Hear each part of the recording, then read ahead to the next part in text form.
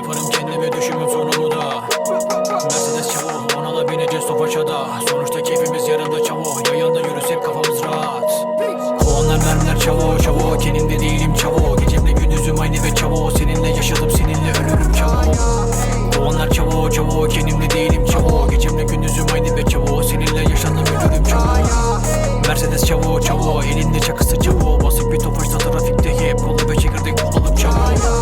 Mercedes çavo çavo, elinde çakısı çavo. Basık bir Tofaş'ta trafikte hep kola ve çekirdek bulalım çavo. Gençler anne kuzusu, canını yaktım maharlarlar. Sakin bir tavırla gülümse onlara, korkmaz ani parlarlar. Dostum benimle birlikte yürü, dik dik bakma arkamdan. Para yok ağlarlar çünkü korkarlar, arkan sağlamsa. Dik dur adamım, korkarsan anlarlar onlar. Haberin olsun, yanlışı anlarsam yakarım geçtiğimi, kardeşim ağlarsa. Yakarsa dünyayı çavolar yakar, üşenmez kalkarsa. Tofaşın camından sarkarım çavo, ölürüm yengeyen anlarsa.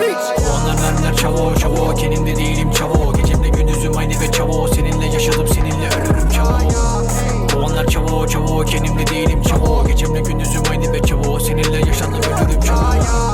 Mercedes çavo çavo, elinde çakısı çavo. Basık bir Tofaş'ta trafikte hep kola ve çekirdek bulalım çavo.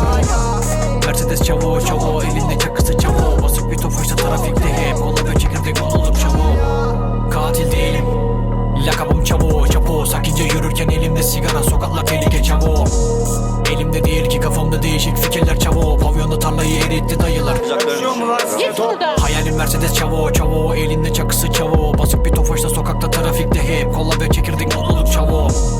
Korkma gel tavu ol, sokaklar tehlike, param yok toz ol. Tas tıraşına derler hep keko, bir abi deyince tribi baron. Kovanlar mermiler çavo çavo, kendimde değilim çavo. Gecemle gündüzüm aynı ve çavo, seninle yaşadım seninle ölürüm çavo.